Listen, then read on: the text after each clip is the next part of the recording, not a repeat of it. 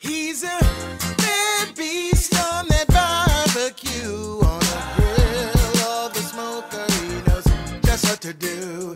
He's a bad beast on that barbecue. Hey, what's going on, guys? Hey, welcome back to another episode of Bad Beast Barbecue. Hey, today I'm going to be pulling out a little toy that the wife bought me over a year ago, and I haven't had an opportunity, or I never took the opportunity to see what it was all about or to try it out. So this is that Rib-O-Lator that has been out for a few years now. You can purchase this thing off of Amazon or straight off the Rib-O-Lator website. Okay, this is not a sponsored video. Like I said, this was a gift from the wife, and I had stuck it underneath some barbecue stuff up on the shelf and forgot it was even up there. So we're going to play around with it today. Okay, so we got it all set up here, and what the Rib-O-Lator is, it's a rotisserie style carousel, and so it gives you 4 trays. They're expandable, some of them even expandable out to 2 feet if you got a long gas grill. Okay, and this thing is pretty cool.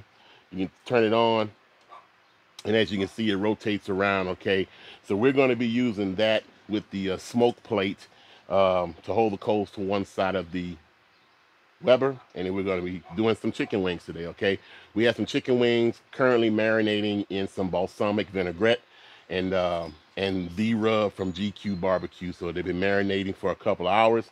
So we're about ready to fire up this grill, and about to once it reaches up to temperature, we'll go ahead and throw the wings on there, and we're going to see just how well these come out. Okay, so hey, don't go nowhere, hang around. We'll see how the Rib-O-Lator works out. Let's get at it.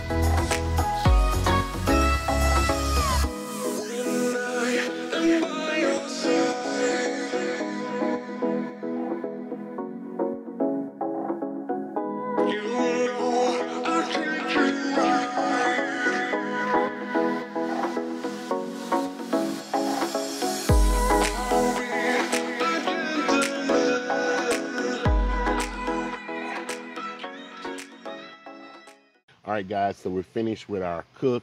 I thought the Rib-O-Lator was a pretty cool novelty accessory. Is it necessary? Probably not. But it was cool to see some of the food going around in the carousel type motion, kind of like the large hickory type, old hickory type smokers that have the carousel on the inside of it.